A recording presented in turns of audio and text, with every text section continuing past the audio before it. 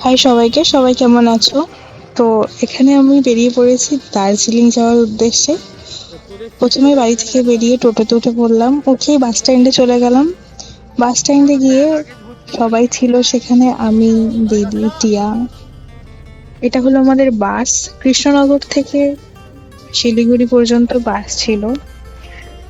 তো সারা রাতের একটা জার্নি ছিল। সকালবেলাতেই যে আমাদের গাড়ি করে ঘোরাবে সেই দাদাটা চলে এসেছিল। দাদাটা খুব ভালো ছিল। আর পাহাড়ের প্রথম অনুভূতি এটা। আমার তো খুব ভালো লাগছিল।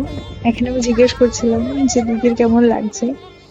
আর এটা ছিল সকাল 6টার সময় ভিডিও। এত সুন্দর লাগছিল পাহাড়টা, মানে বলে বোঝানোর মতো না। এটা হলো কার্শিয়াং এ, আমরা একটু খেয়ে খাওয়া দাওয়া করে নিয়েছিলাম। আর এটা হলো টিয়া। তো চলো, নেক্সট পার্ট শেয়ার করছি পরে।